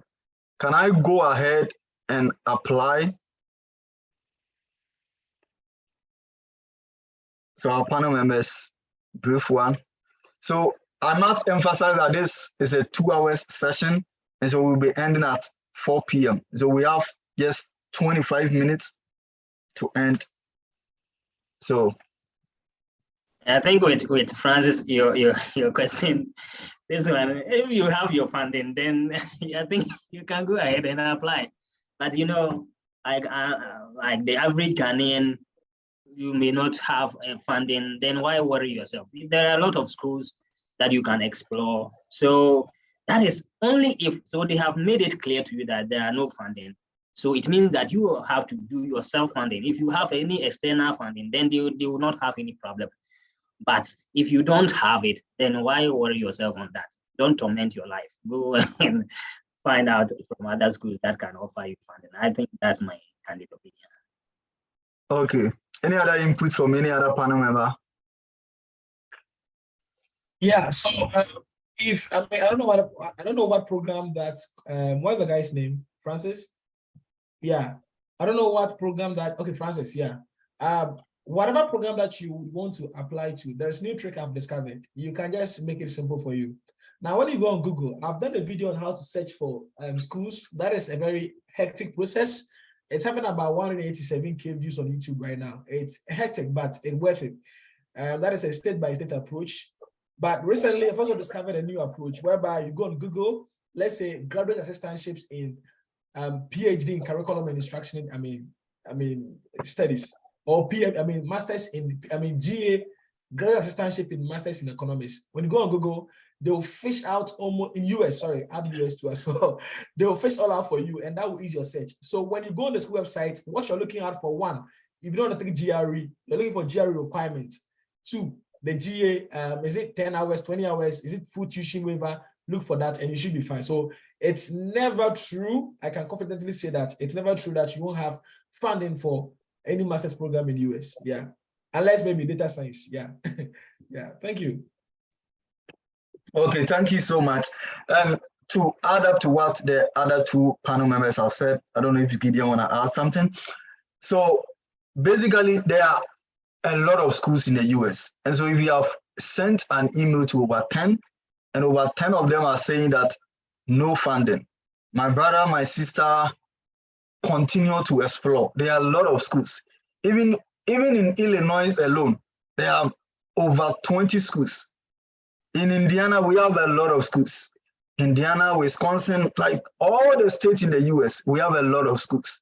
And so even if about 10, 20 of them, 30 of them tell you that we don't have funding for this particular program, please keep exploring. And I think the same Francis sent a direct question saying, I got admission to a master's program in Michigan Tech University, but without funding. Is it advisable for me to pursue? Personally, I would say that that is not something. It depends on like your financial level. Looking at your family background and others, do you think that you have money that when you come, you can maybe pay the tuition fee and also pay for your rent and other services? If not, I wouldn't advise you to take such chances. Because in the US, when you are working, you are not given the opportunity to work off campus. So you are not allowed to work off campus. And because you are not allowed to work off campus, if you come without any form of funding or any form of scholarship, it becomes very difficult. Even people with partial funding or partial scholarship, most of them, they struggle to get it. They struggle to sustain their stay over here. And at times it becomes so difficult for them. And so you can keep exploring as well. I don't know if any other panel member wants to add up anything. Yeah, I think, like you said, there's one lady here, a Ghanaian, doing MBA. Charlie, no funding, personally, fully funded by the father. So, like, if you are somebody like that, then you can go ahead and do your thing without funding from the school. But if you are like some of us, that then, like Godwin said, you may want to explore other opportunities. And another one, it says, must one find a supervisor for his or her thesis before applying? I want to start this one briefly. And so what I don't know what a person mean by like finding a supervisor for thesis. I know that it can take two different forms. And so we have one where maybe for some individuals, like in the sciences, maybe the person may be thinking about like a research supervisor or an individual that you'll be working with. But if you are thinking about like a thesis or the form of dissertation, then I would say that no. Usually this is what happened if I'm using myself as a case, my PhD and other. So when you submit application for PhD and even some master's programs, they will assign to you an advisor. That advisor automatically becomes a member of your thesis committee or your dissertation committee. But you do not necessarily have to search for a supervisor before your thesis, before going ahead to submit an application. Because when I was coming for my PhD, I had in mind I wanted to do like the usage of, what's the name? I've forgotten this terminology, like the usage of visual aids, audio visuals and other tools in the teaching and learning of history. But by the time I got to my third year in my PhD, I decided that no, come on, this topic has been explored so much. Now I'm interested in exploring culturally responsive pedagogy in teaching. And so over time, you keep gaining different or emerging ideas. And as you keep getting emerging ideas, over time, your ideas keep changing. And so you may end up changing ideas and even changing up like the individuals that you would want to be on your committee. But that notwithstanding, it also depends on the kind of program that you are interested in and the kind of school. For some schools or some areas of specialization, they require that you get a supervisor for the project that you are interested in coming to the school to do. If that be the case, and then you need to go ahead and search for a supervisor. That is why it is always important for you to go ahead to the school's website and read about the requirement. What is the requirement? All these ideas that we are sharing, most of them are based on our own experiences. And so my experience will be totally different from what Boachie, Kenford, Gideon, and others may be sharing. But at times, it could happen that the specific school that you are applying, They may be having certain outliers that none of us might have encountered such outliers in our experiences. And so it's always important to go ahead, check on the school's website, and then read more about their requirements. Next question says, I believe you can educate some of us, for some of us, like schools that are likely to offer admissions. As Boache said, some schools are no-go area, but with your experience, I believe you can advise or recommend to us some possible schools. So our panel members, any possible schools, likely schools that you recommend for individuals?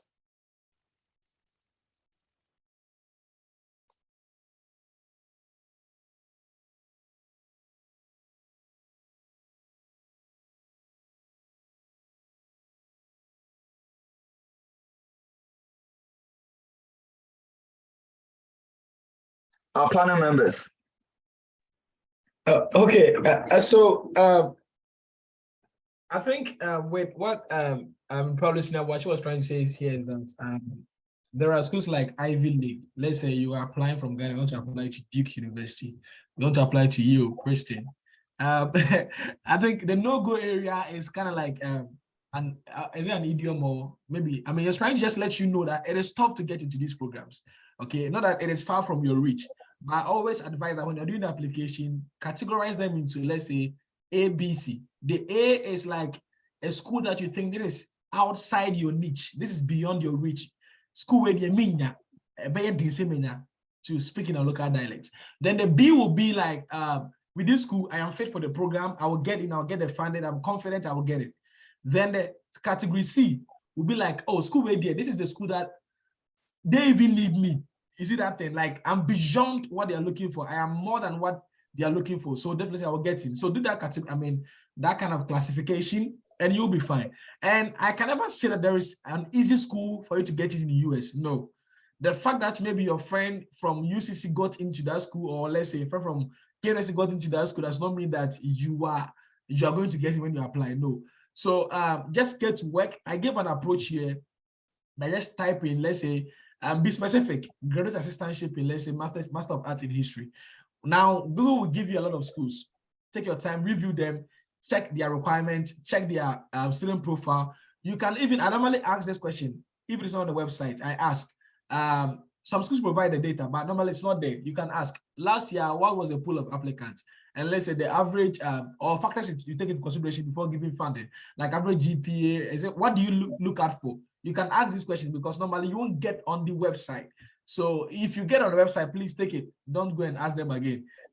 So that's what I would say for now. And yeah, there's no easy school that I would say for now.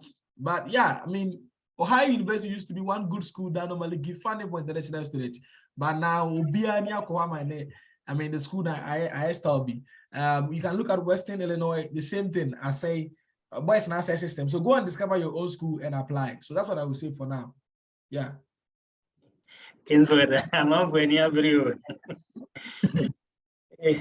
Okay, but I did, in addition to Kingsford's submission, I will also say that you would have to also categorize your search by program specific. So let's say, do you want a school that is in research and teaching based? Then, or are you into sciences? Then you may want to consider Harvard based on your your CGPA and your experiences. Or are you into IT? That you may want to consider Michigan Tech or Illinois Tech. So it is not about just search anyhow. So our brother has given you the means that you can search for programs. Another one too is to know which area are you coming from, and pay your grades and experiences. You have to also then you push them into what our brother just said, that ABC.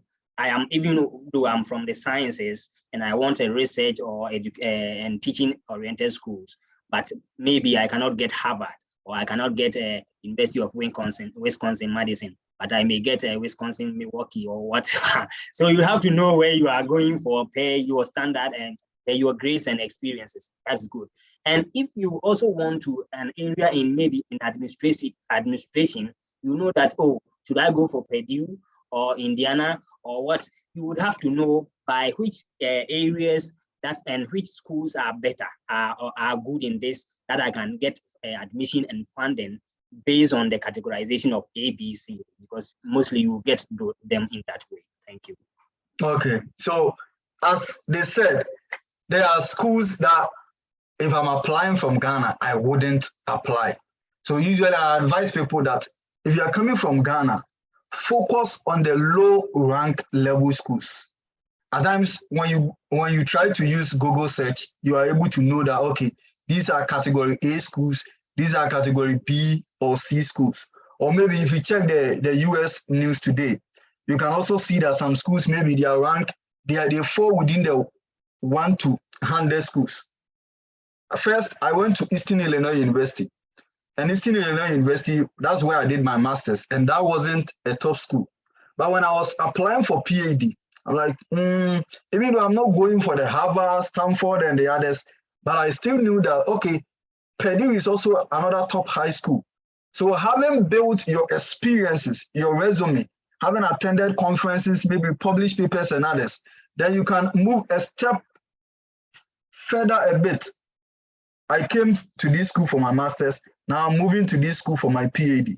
And so if you are coming from Ghana, think about the school that you intend submitting application to. Some schools, it's going to be very difficult for you to get admission and funding. But for some schools, it looks easy for you to get it. So take advantage of that. If you are aiming at a top class school, once you get your master's, you can then move ahead and then go ahead for the others. Yep. So the next one is saying, are there chances for students admitted to the university in the US to work alongside education to raise extra income? No. And so if you are here, per the regulations, you can't work more than 20 hours a week during the school days. As an international student, you can't work more than 20 hours a week. And so if you are working as a graduate assistant or research assistant or teaching assistant, you can't do any other work again. That's the only work that you can do. You can't do any other work again to make money. And then during the summer vacation, you can do an off-campus job. However, that job is supposed to be connected to the program of study. If you are doing economics, the job that you get an offer, it must be connected to economics. If you are doing history, the same thing.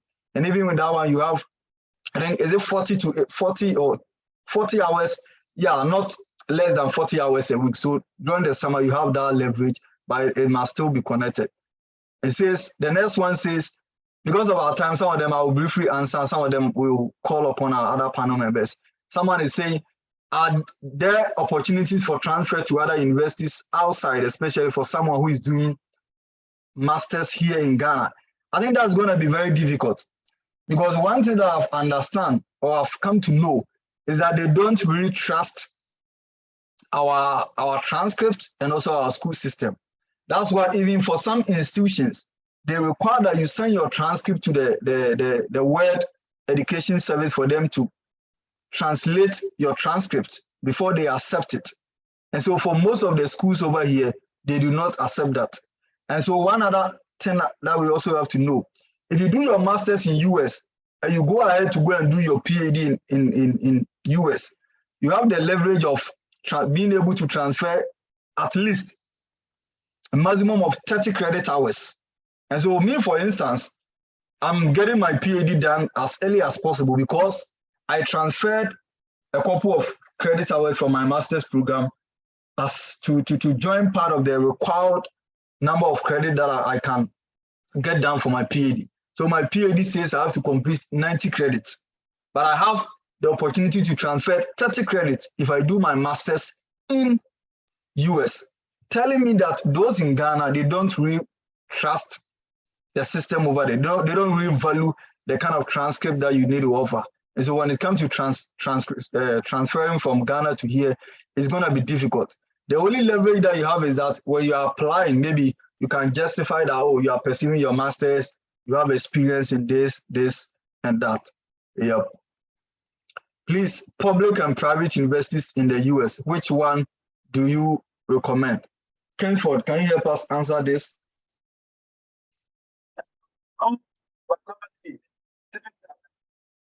With the private university, please go for private non-profit. Private non-profit. And with the public universities, Snapwatcher said something that we have teaching-based universities and we have research-based universities. What I would say is that when I got here, and then I got updated that the land grant universities like Purdue University, where my senior is at the moment, schools like University of Illinois, Urbana-Champaign, these are land grant universities. You can look out for them. These are schools with higher chance of, having enough funding, let me put that way, having enough funding.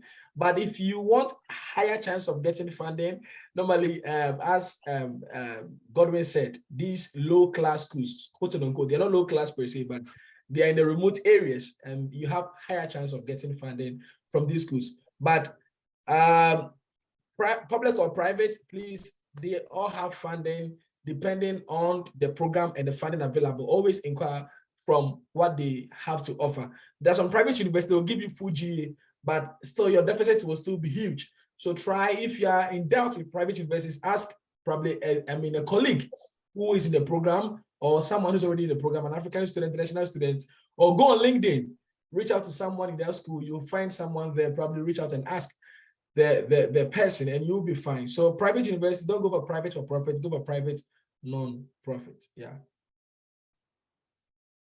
Okay. I can see that we don't have any further questions in our chat room. We have the next 8 minutes to wrap up. So if we have any final question, 8 minutes, and then we are done. Any final question?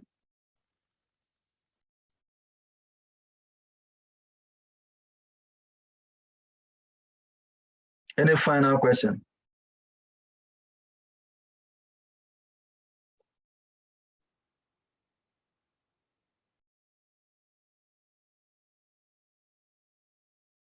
Any final question from any of our attendees? If not, okay, there's a chat. Okay, please. My name is please, what I want to say is it's a very nice thing. Like this seminar has really changed some of my like you. So I'm saying that your line is glitchy. We can hardly hear you.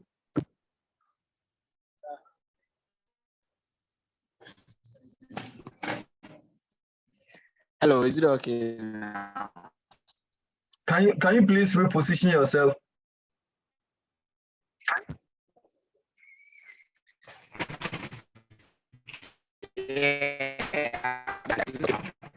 So bad. Sorry.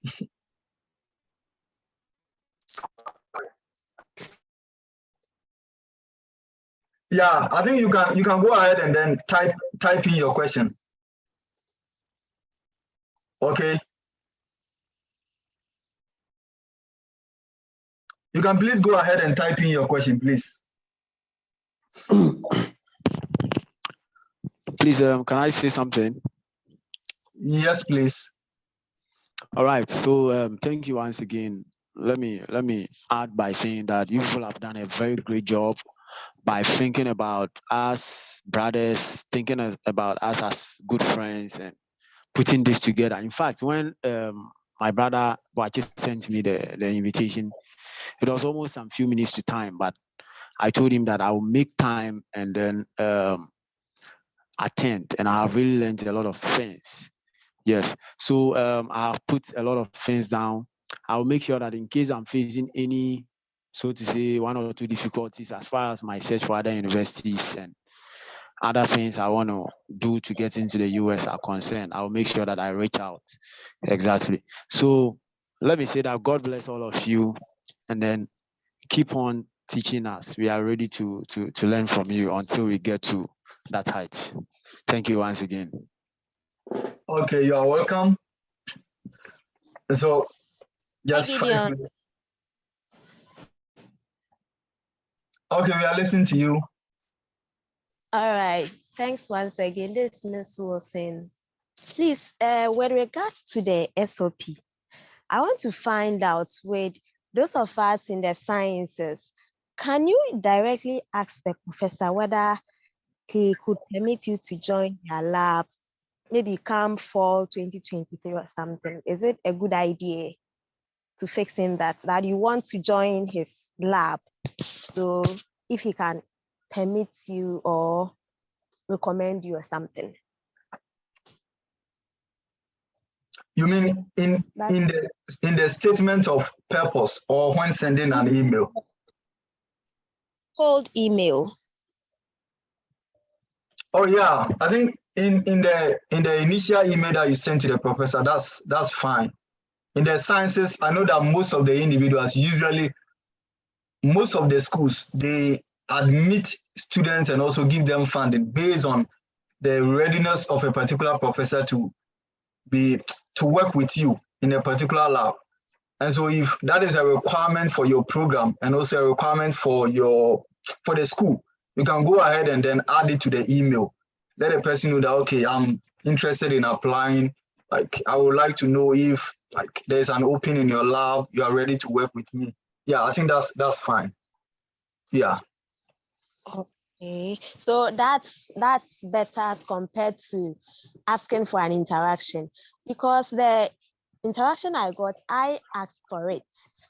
Initially, I sent emails asking them to give me an opportunity to work in their lab.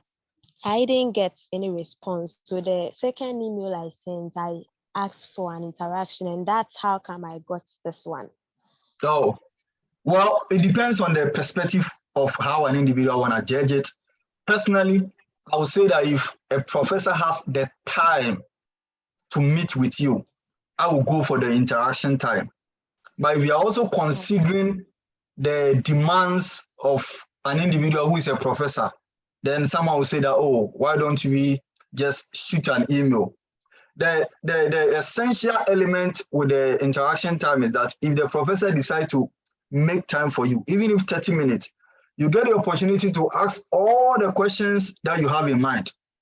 And then you also get the opportunity to hear from the professor, what are the expectations?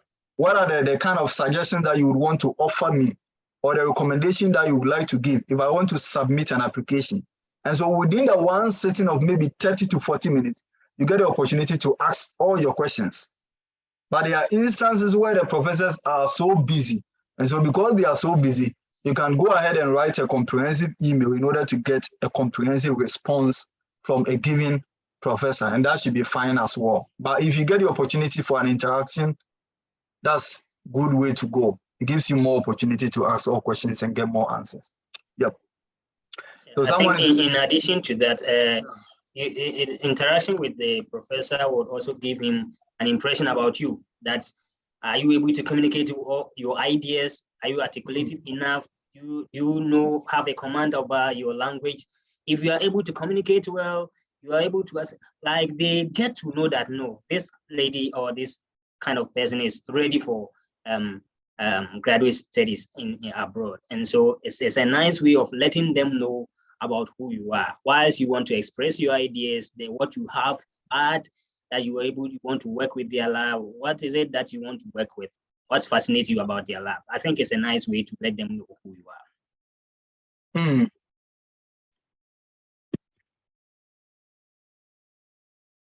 Okay, the next, I think, yeah, I must say this.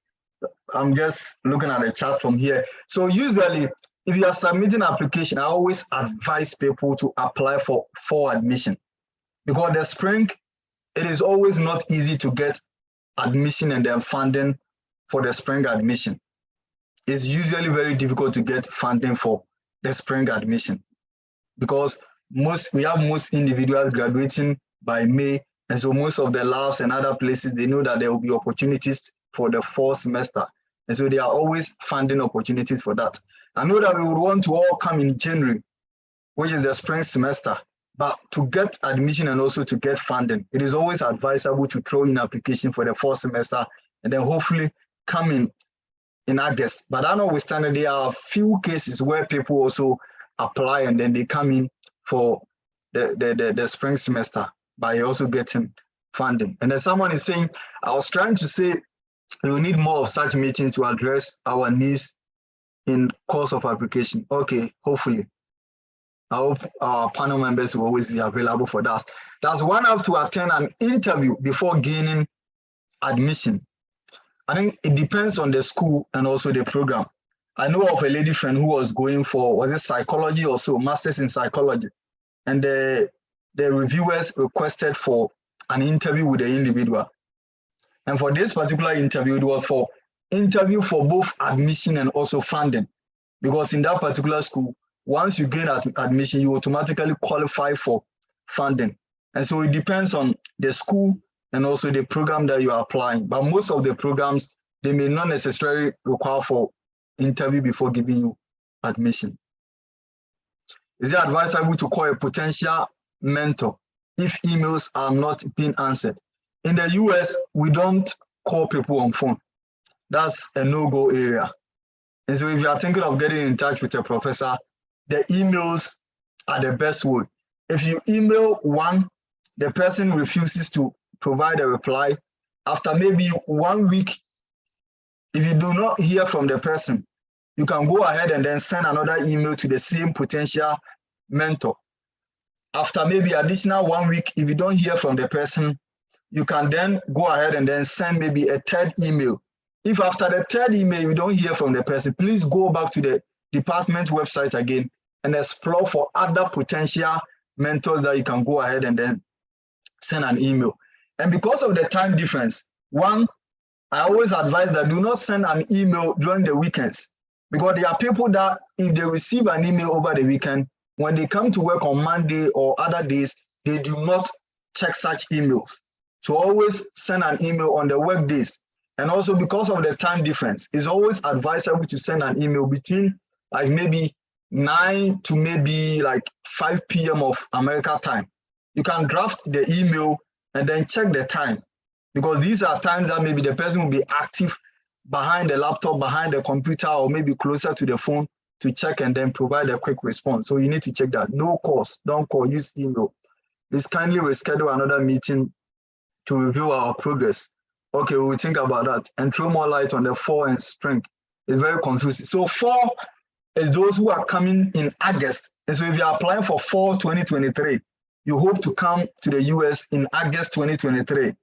If you apply for spring, then you hope to come to US in January 2023.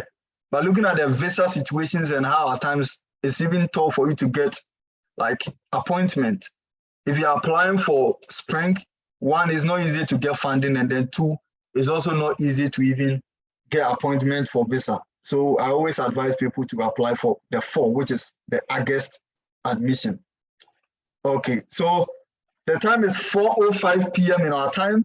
We don't want to take much time from our panel members, so that next time when we call upon them, Brother Eben, Gideon, and then Kensford will always be available to support.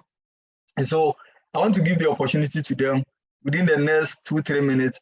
They will give us their final thought or their final words to individuals who are willing to submit application. As I said, I've created a WhatsApp page. And so if you know any individual here, you can connect with the person and then get on board on the WhatsApp page. We keep sharing various videos, links, and others, videos posted by Kensford, other links and other insightful information by other individuals. And so you can always enjoy from such page. And then Kensford is also offering different services. Kensford, if you would like to type in your work email or your work contact so that individuals can go ahead and then send you a private chat for other services at a charge. I must emphasize that. And so final words from Kensford, from Eben, and also from Gideon. Yeah, I would want to touch on the issue of the emails. Email to an advisor, email to a professor, to a program coordinator. You should consider your emails. Sometimes a professor or an advisor or whoever will not mind you because of how your emails are drafted. Chunk emails, unnecessary things, that they should be straight and it should be that simple. It shouldn't be too much a lengthy email. You should know the things you are asking. So you go straight to the very issues that are important. You don't do away like what we know doing in Ghana. Sorry about that, but that's the realities. So some emails, like Ms. Wilson will say that you may You may send emails to a professor or an advisor or a coordinator, which you will not get a response because of how your email is structured. So know how to structure a good email, a cold email. When you go to Kingsford site, maybe I think his services touches on a very good things, issues that you should find out from the professors and how you should structure your emails. All these things, I'm very sure that he addresses them within his jurisdiction. Thank you. Okay, any final thought from Kingsford? Yeah. Once again, I want to commend you guys. I think we are having how many people here? 24. I mean, we were having 34. So, I mean, this is a step in the right direction. I must commend you that making time for these things really help. I remember I went for a conference. It's a conference, let me say, Education Abroad conference in Movenpick, you know, when I was in level 400. And I met this white man for Park University. I'm thinking you might not even know the man's name. His name was called Kevin Park. He was the international student for EIU before moving to that school in Kansas. I met this man, I showed him my results, and he gave me a tuition paper to their school, and he invited me to the US Embassy the next week. So it's a good thing. You know, you need to be surrounded by friends who are like-minded. Go on LinkedIn, connect with people who are in the schools who are already in the schools you're considering, then reach out to them, tips that really help them, not only your friends that you know of. Broaden your scope, do the search, keep praying, and keep believing in yourself. And I think you should be fine. Yeah. Thank you for that. And so, as I said, okay, you can follow Kingsford on the YouTube channel. I think the name is Kingsford, right? And then beyond that, you can also get in touch with him, and then I'm dropping my email. Just search on YouTube and you'll be fine. Okay. Yeah. So you can get in touch via email and then also follow the YouTube channel. If you need any service, you can get in touch with him. And then beyond that, we are always available to assist you. We have a WhatsApp page.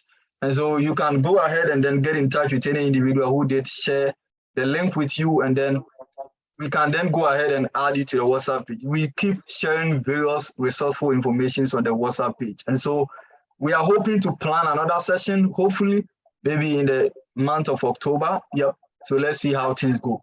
As you have gained insight into the application, please initiate the process. Go ahead, start the school search. If you are done with the school search, go ahead and then contact professors. If you are done, go ahead and then submit an application. Go ahead, talk to people for recommendation letters, submit application, request for transcript. Hopefully, if you can apply for 3 or 4 schools a year by now, you also get the opportunity to be in the US. We are always available to answer all your questions. But like I said, always when sending a test to someone for an assistant, it is always important for you to write a comprehensive test. This is my name. I pick your number from here.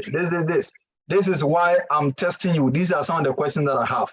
That way the individual can also respond to you in a comprehensive way. And so we are glad to have you all here today. It is our hope that in our next session, you can also join us. And remember, take the step, take the initiative, and then go ahead and submit an application. Thank you all for joining us today. This is where we draw the curtain. Bye.